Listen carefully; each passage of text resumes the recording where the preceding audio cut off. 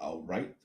Good morning, and still morning to my end here. At my end, it's still morning at my end here. It's like 10:24 a.m. in the morning. And this is Yon Joseph of Reading. It's Yon Joseph of Reading Tech Foundation. Uh, I just came by this morning just to start a little chat. This is not a Monday. We usually have a Monday podcast every first Saturday of the month, but this is the end of the month. It's not. This is not a regular podcast. It's just a pop, cut a pop in, right? Just pop it in to talk a little bit about upcoming programming, to discuss and talk about upcoming programming. Sonically, Nima Kani, Reading Tech Fund. First of all, as I said, good morning, good afternoon, wherever you find yourself. Uh, I'm Bill Toze from Reading Tech Foundation. And Reading Tech Foundation, as usual, it is a non-profit organization that is working within the IT space, and we are actually helping to to bridge the digital divide, specifically in developing country. But for now, we are operating in West Africa, Liberia to be specific, and we offer free IT skills training or digital skill training to what our community will find ourselves in. So we are in Sanikudu currently. There we do have our first ICT lab, and the lab, just get a little bit of background. The lab launched this year, May 9th. We were able to complete the project in the lab launch, and we began classes or instructions on June 2nd, I believe, or June 1st, whichever. I think, yeah, either June 1st or June 2nd. We started giving instructions at the lab in San Nicolas. So the program was a 6 months program. We graduated. We took in pretty close to 150 students for the first cohort, but we were able to graduate 87 students went through the full program, and they completed successfully. So this gone November, sorry, we graduated 89 individuals, different age range from youth to young adult to adults, male, females, and we have a very mixed group that they complete the program. So we have three trainers currently. Two of our trainers graduated with bachelor's degree from the Star Computer College in Monrovia, and we have another trainer who obtained his certificate in IT. So we do have three trainers, and we do have a trainer of trainers. So we do have a whole team in Liberia that is managing our operations. We have our regional coordinator, William Johnson. We have our operations, William Madden. We have our lab manager, Leo Gliduo. We have trainer, we have Alfred and Nathan. We have Grace, who is managing our social media presence, and she's also in charge of our finances. So that is a local team we have on the ground. We have Aki. He's also head of our communications and public relations. And of course, myself, on the global team, we got two individuals, D. Mark Wilson, who is also the co-founder. He's the head of our programs and uh, project lead. And of course, I am the global lead, or the lead for Region Tech Foundation, head of organization as such. So we're helping to manage and run the day-to-day activities of the organization from here, from the end here, because we need equipment and stuff for Liberia and where we want to find ourselves. So we help to get those things, and so source for equipment and things we need to be able to run a successful IT lab or program. Because without the computers, you cannot run an IT lab. So so we source for equipment here. Amazon has been very, very gracious to help. They have a donation program where they donate computers to nonprofit organizations that I work with in the IT space to help to bridge the digital divide. So they've been giving us equipment. We pick up our last consignment from them. I think it's on August or September, I believe. Yes, September. And our consignment we shipped in September for Liberia just arrived. It's this week, I think on Monday also, or Tuesday, the equipment, all of our equipment arriving in Monrovia. So it's exciting time and exciting news for Grand Jita and for NIMA because we are upending or upgrading the lab in San Nicolas. So we are improving the lab. We didn't have monitors with the laptop. We're just using the laptop, by itself directly. But we are upgrading that where we would deploy monitors, keyboard, and a mouse. And what that does is that it does not put a lot of pressure on the physical on the laptop itself because if you have 150 students coming through and assuming every day you have like four classes, so four individuals have to touch that laptop every day, right? Typing and doing different things with the physical device. So that put a lot of wear and tear on the device. So we upgraded where we're not going to use the laptop as such. We're going to use a monitor, laptop connected to the monitor, and we'll have an extended keyboard and then a mouse. So the users are actually using the extended keyboard, not the built-in keyboard that comes with the mouse or with the device. So that helps to prolong the life of the laptop.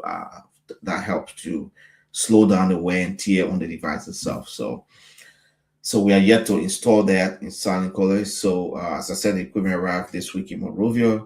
So we're prepping to be able to send it down, but it's holiday season, of course, and everybody got busy schedule, vacation and taking time with family and stuff like that. So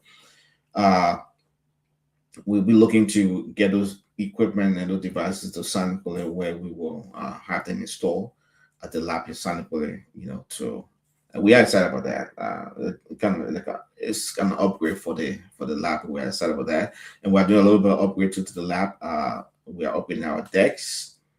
That is also in progress, and the team that's working on that, they're currently working on that to upgrade the decks in our lab. We like the current one as that, but we don't like it much. So we're changing that to have like decks that can host that three monitors and another desk that can hold two monitors for the instructors to have, where they can move around when they're teaching stuff. It makes kind of like it more accessible for the instructors to be able to reach out to each students. With the current setup, it makes it a little bit difficult. So, but with that setup, the instructor has like a free movement, to move around the class and help students if they need be. So, because of that upgrade and that renovation to the lab, our second cohort, which we register over close to 200 students for this second cohort, should have been kicking off on should be kicking off on January 2nd. But because of the delay in getting the equipment to Liberia, there's a lot of go since September, right? And it just arrived at this week. So we'll have a little bit of delay in starting our classes for the second cohort. So we are moving the start date from the 2nd of January to the 19th of January. So that gives us an extra 2 weeks after the vacation and break to be able to, do whatever renovation we're doing and then do whatever setup and test everything and make sure that, the setup is good, the test is working fine, and, the lab is ready to go. Once we kick off that, then we'll kick off for our second cohort. So that is where we are with that. So we now would not be open. So we're going to make announcements soon. Probably on Monday we'll be on the air in NIMA, just to inform the listening public and the our prospective students that we have a little bit of delay because our equipment just got to Liberia. So instead of January 2nd for the cohort starting, we'll be starting on June 19th of 2026. So we are excited about that prospect. We are excited because this is the equipment for Grand Jita is also part of that batch that just arrived. So the project in Grand Jita is currently going, as we said, and we are working on the renovation phase of the space or the lab in Grand Jita where we need to host the ICT lab. So that process is currently ongoing, and we're getting a lot of good feedback and contact and good news that we can, speed up the process for the renovation of the space, because that's the only thing we need right now. The equipment's already in the country, so we just need to renovate this place and get the furniture, and then that lab can go live. So we are excited about that prospect, that we are getting some other partners on board to help with that process, to speed up the process to get the lab going. Because, as we said before, it is our intention, it's our goal. We are looking to have these labs in all of the counties, right, in the capital city. And I said the last time that most of the counties in Liberia, if not all of them, have youth centers. And if you go to the youth center, it will surprise you to know that most of the youth centers are like dormant. Like, there's not much activities going on there except the youth coordinator and his staff. They go to work every day there, but apart from that, that's about it. Nothing else is happening at youth center. You have UN, have been running some, programs, 3 months soap making and tie and dye, at the different youth centers around the country. But once the program ends and the funding dries out, then the youth center is sitting there, barely just getting dust, right? So, so, so that's why when we first started, our intention was to work along with high schools, right? Public high schools, and put out, form for, if you have a public high school or a high school that's public, you can fill out the form and tell us you got a computer and you got a space to host a computer, and then we can start working with you. But we realized that will be a little bit of challenging in that regard. So we switched over and transitioned to the youth centers around the country. So we work with the Fred Youth Center in Sonic Pro. We're going to work with the youth fund in Grand Gita, where our second project is taking place. And we have Bon County in line, we have Magibi, we have Babalu there after that. But the issue has been that we slow in the process because we do have the equipment. I can tell you that for a fact, for free. We got currently 200 pieces of laptops and keyboards and mouse sitting in Monrovia that just arrived. So our issue has been that we funded this project ourselves, so we don't have the funding to renovate, 2-3 spaces at the same time, to host these and have this lab for the young people in that environment or in that particular region. Because what you realize in Liberia is that most of the IT schools and those that are non-profit, they're all based in Monrovia, right? And everything is like Monrovia, based, so they're not outside of Monrovia. So what happened to the young people outside of Monrovia? What happened to the youth? What happened to teachers? What happened to other professionals who are not in Monrovia, but they're living outside of Monrovia, but they want to acquire some IT skills or digital skills to enhance their, their work, to improve themselves, right? So they can leave from that locality to go to Monrovia just to, for 2, 3, 4 months or 6 months to be able to acquire these digital skills, right? So that's why we thought it wise to put these IT lab at the youth centers around the country. So it's within the capital city of each of the counties that we want to be present. And then at those centers, we can offer digital skill training. We can offer IT training to the people within that particular region or that particular community to help to bridge a digital divide. So if you work for the government, if you're a teacher or you're a student, you find yourself in, Banga, you cannot go to Monrovia to learn, or even if they have the computer school in Banga or in Kakata, I mean, how many people can afford $2, $3, $4, $5, $600 for a 3 month program or a 6 month program in Liberia? When your paycheck is like $200 or $150 or something less than that. So not very many people can afford that in those areas or in Liberia. So that's why the program we offer is free. It's free of charge for 6 months. It's basic IT literacy. So I'll tell you in a moment what we do cover in that package for 6 months, and what the expected outcome is for those for that 6 months. It's a very intensive 6 months because we're intentional about what we're doing. We are not just trying for people to go through the motion that, oh yes, we are training people, for IT skills and teachers training and appreciate digital. No, we want so that when the students and the individuals complete the program, they can represent what they completed. They can be able to represent themselves in an office space as where they work at, or as a teacher. You begin to apply what you've learned to work on your student grades. You begin to use that to do research. You begin to use that to do a lot of other things that you want to do, right? So if you're a student, in the university or in the community college level, at the county level, after that program, you should be able to type your own TC or your own project work or your own essay in the Word document and format it, as it's supposed to be according to the requirement and the rubric that you were given. So that helped, that instead of going to find somebody, okay, you help me type my project work, I got my thesis to do, but I don't know how to use Microsoft Word to get these things done. So the students can be able to do those things themselves. So we're very intentional about it because we want to give people a concrete and a solid foundation, right? We don't want to be the everybody else offering IT training and very, very shadow IT skill training. And at the end of the day, you know what I'm talking about. Where you come from, then you cannot. All you do is boot, shut down, boot, shut down, boot, shut down, and you cannot even format the letter. You can't even format the report. Like, give them a break. Like, you can go to IT school and the a digital skill set, and at the end of the day, you cannot even format, a simple letter. You know what I mean? That's disappointing, and you see that a lot all over the place. So to avoid that, we don't want that. So we structure our program in such a way that at the end of every model, at the end of every course, there is a project, a real life project that students are always are engaged in.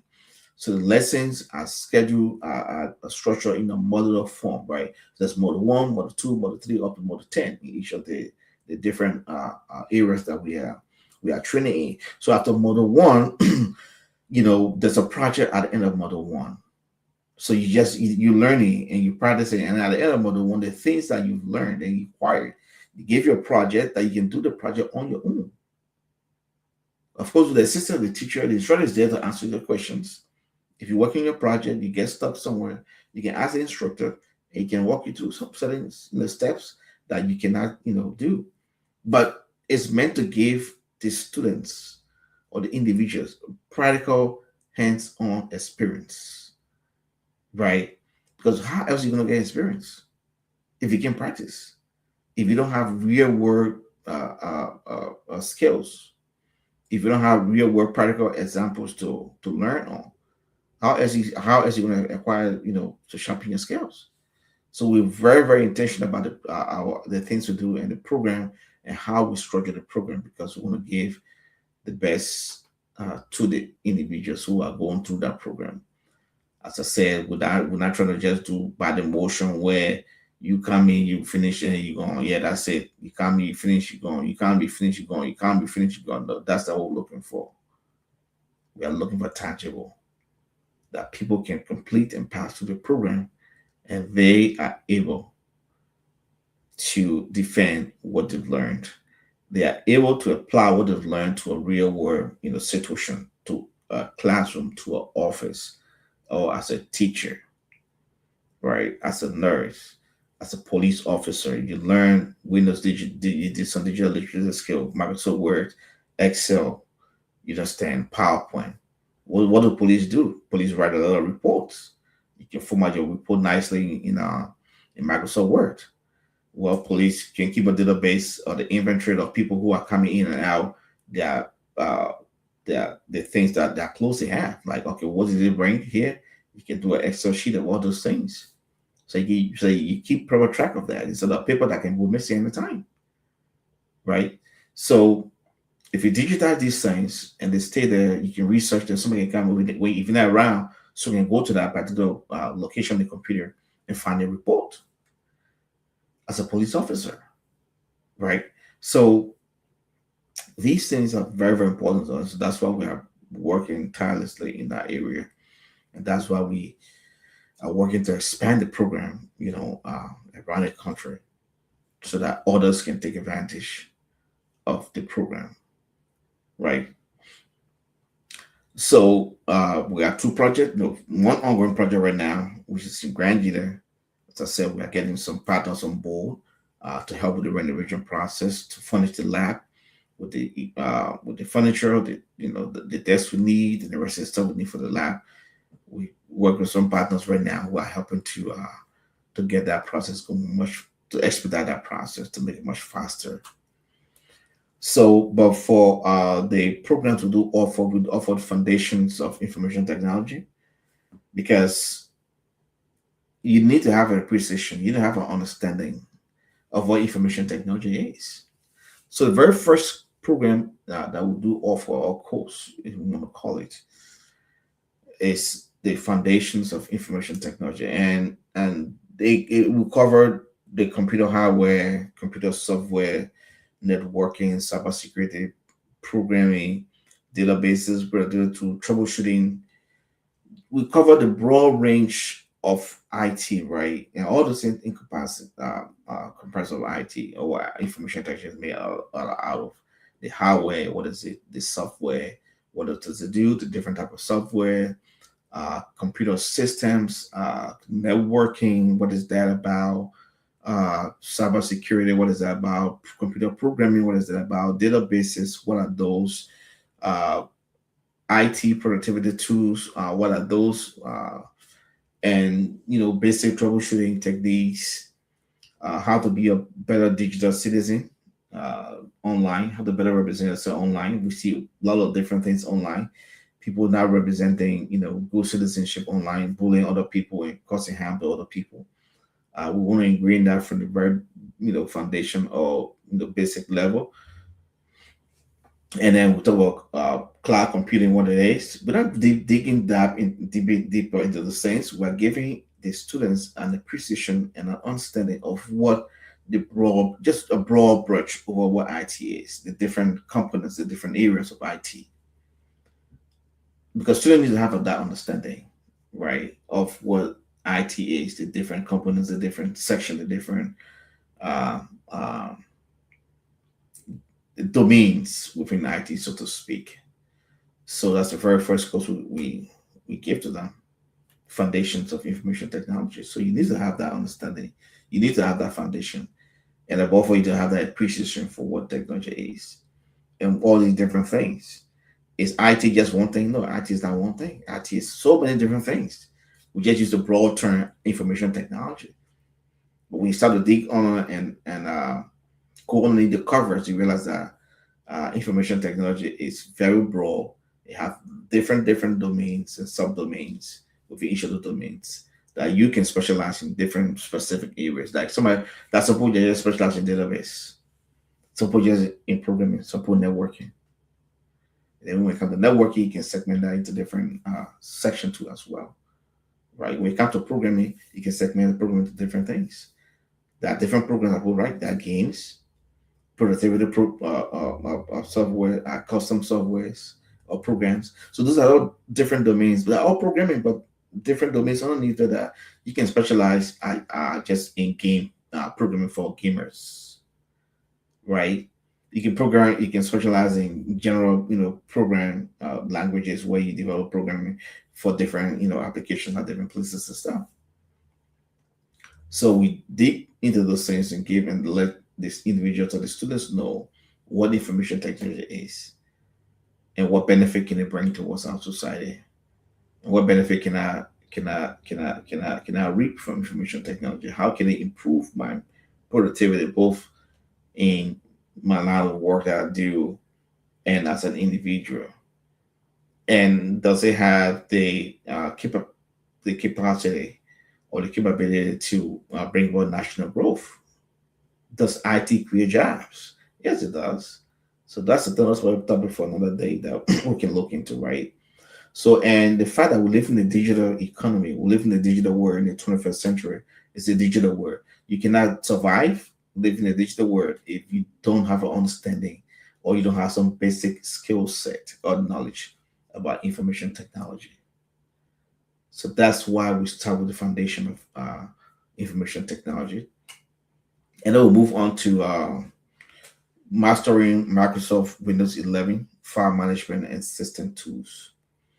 So when we talk about information technology, we're talking about the hardware and the software, physical and intangible, right? So the software is that the intangible aspect of the computer, right? You don't touch them, you don't feel them, you see them. So that's the computer software. And software come in different flavors, come in different variations, come in different applications for different things. You go to the hospital, software they use in the hospital are totally different from the one they use in the banking sector. Yeah, totally different. We might have some software that might be the same like Microsoft Word. Everybody uses Microsoft Word because I have to type a letter, I have to type a report, so everybody can use that tool in those, either in the bank, at the hotel, or whatever I find myself. I can use Microsoft Word. But that when to a banking application, when to what doing the actual numbers and banking, transaction stuff, it's not the same as the hospital. It's different, right? Hospital has its own system for taking report on that patient and the rest system that they have to do. The bank also has a different system for keeping track of his, customers and stuff. So those are two different systems that you can have. But when we talk about software, we're talking about the intangible aspect of the computer hardware, right? That's what actually makes us the physical device to actually come to life. So on one side, it's like you build a house and the frame is standing there, and there's no door, there's no floor mat, there's no commode, there's no kitchen utensils, so there's just nothing in the house, right? It's just standing. It's just the structure. It's not functional. You know why? Because there's no door, there's no window, there's no curtain hanging, there's nothing up. So that structure, you cannot really use that structure.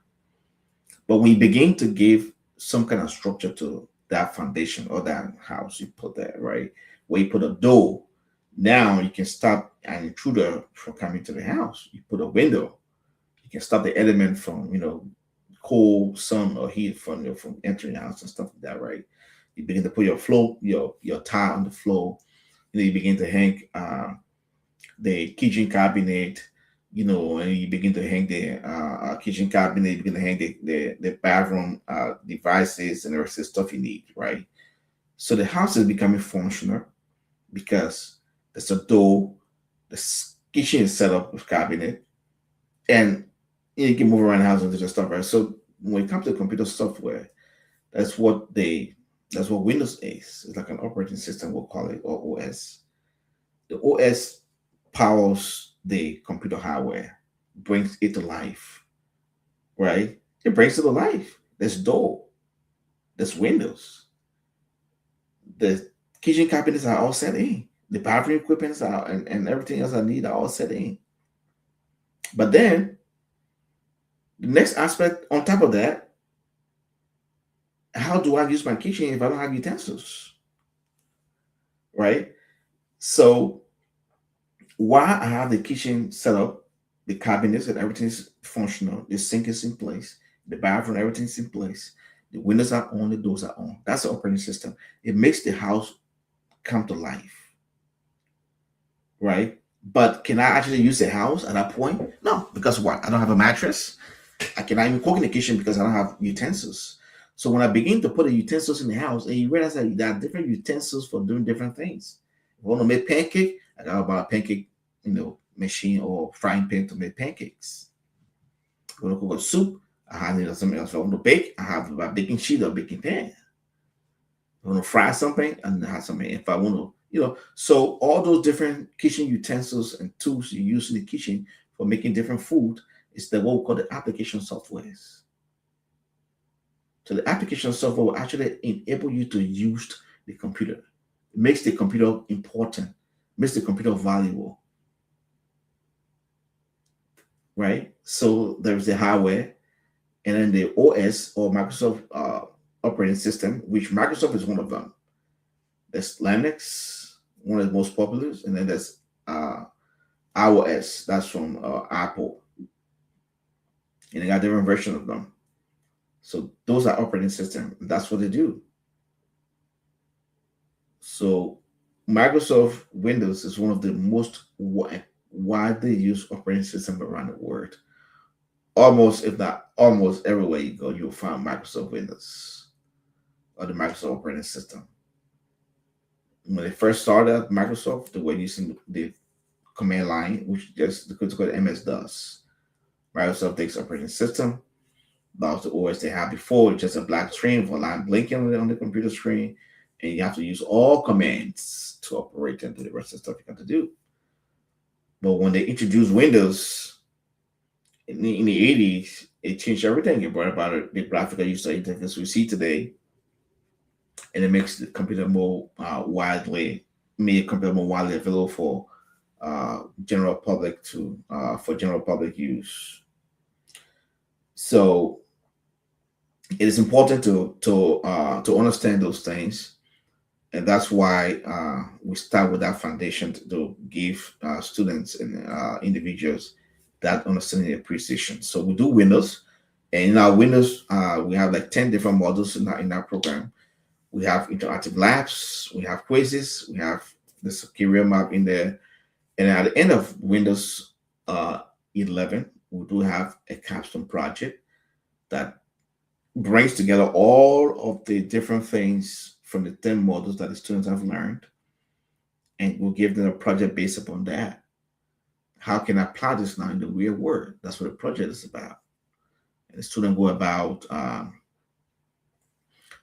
doing different things that they've learned and showing that yes, they actually acquire the skills because that's what we want to do. We want to make sure that the students, have that skill to actually function right. So we'll do Microsoft Windows 11, and in Windows we learn about file management and folder management. It's just about file, just about your environment and the rest of the stuff, right? So files are the documents you create on your computer. It could be a picture, it could be a table, it could be names or lists of people, it could be anything else. We call them files. And folders are where you store those things, the location where I do store my files to organize it. It's almost replicating our an office setting. In the office they have a file cabinet where you do store documents and stuff. They call it file. You don't call it folder cabinet, but they call it file cabinet, right?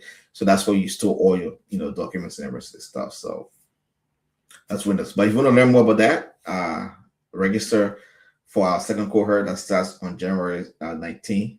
But that's in Santa Clara. I mean, if you live in Nimba and the Santa Clara area, then you can take advantage of the program. But we'll be coming to a city near you soon. If you want to take advantage, then you can.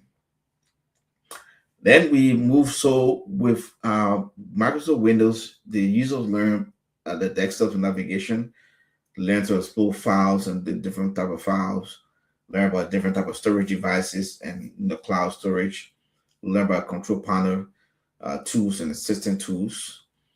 So our instructors are very good at what they do, and they present these things in a way that the students can understand and they can learn from the process.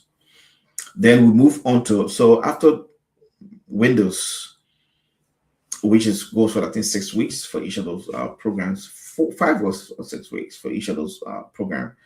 Then we'll move on to Microsoft Mastering Microsoft Word. So it goes from documents to design, right? And Microsoft Word, we are teaching students to or individuals to create professional documents, including their CV or resumes, reports, academic papers like TCs, essays, and your project work. How to do a brochure, how to do I want to do some work that has tables and the rest of the stuff. Like how do I go about that? So in Microsoft Word, uh, that is the kind of thing we will do. How to create professional documents. In Microsoft Word. So that's the third course within for our cohort. It's Microsoft Word, and as I said, at the end of every course, there is a project, and within the course, as students are working through the course, courses have 10 different models. At the end of every model, there is a project that you do, a real world project that you do, and that just building up on the previous skills you learn and helping you to become more confident in applying the skill as you go along. So that's the essence of that, because we are passionate and intentional about what we're doing. We want the students to actually learn the basics, we want them to learn to be actually work or do something. It's not just the bare fact that yes, we offering computer classes and students want to do computer classes, and at the end of the day, that's it. No, we want the students to actually learn something, to leave the program with a set of skill set that they can use, right? And then we move on to Microsoft Excel, and the Excel, we handle a lot of data through spreadsheets, to more formulas, to more chats, to more forecasting. Uh, they can Excel is being used in finance, in HR, in education, in logistics. It's used different, like across different spectrum. Excel is a very broad program. Uh, multiple numbers, calculations, Excel come through, but it's used across different different sectors and different domains and in different professions, just for different things. It's a very powerful program, right? So Microsoft Excel will do that. And then the last program within the last course within our cohort is Microsoft PowerPoint. Of course, at the end of the day, I want to make a presentation or speak to 100 to 300, individuals. How do I present to them from my little corner or from my little, place? We use presentation to do that. And presentation, what it does, it keep your user engaged, people you're talking to. Sorry about that. So of course, that'll be the last programming that we do presentation. If you work in the office and you work in a clinic, you work as a doctor, as a nurse, director of nursing, or whether you find yourself and you have a monthly report or you have a monthly meeting or weekly meeting, and you always find yourself presenting, to an audience. Of course, PowerPoint will be what you want to use. So you design your PowerPoint nicely on your computer, and you can project that onto the projector board, onto a wall, and then your audience will follow along as you go through the presentation. Instead of those days where it's very, very boring, where it's only one person seeing the document, the rest of the 200, 300 people just sitting out there and listening to you, it becomes very, very boring and not interactive. So PowerPoint takes away that boringness, makes it be interactive, where the users are actually seeing and following along as the presenter delivers on whatever topic that he's supposed to be delivering on. So that's will be the last program within our cohort will be the PowerPoint presentation, and after that, the same process. We have a project that they do, and then after that, of course, graduation. It's time to graduate, right? So, it's just an overview of what we do, a little bit more detail of the kind of programs we offer and why we do what we do and why we are intentional about what we're doing. So you can find us on readtechfoundation.org. The website is right there, and read a little more about us and see what we do.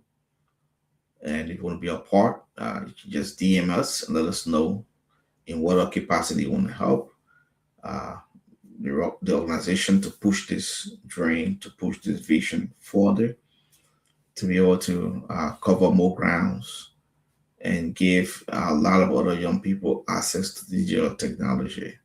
So we are open, as I said, you can DM us. We have,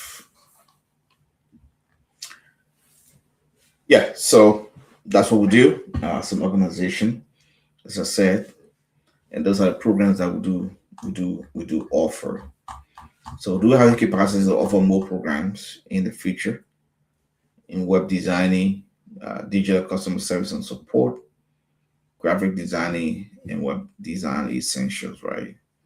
So those are all programs we have for a later date down the line, 6 months time, 1 year time, 2 year time. We introducing new programs into our line of program because we know how people can actually teach those program to be able to bring them all.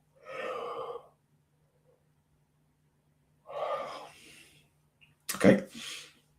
So wherever you find yourself, if you will be listening to this from Sunny Korea and you play register, our cohort will be starting on January 19th instead of January 2nd because our equipment, so said, just arrived in the country and we'll be getting them ready to deliver at the center.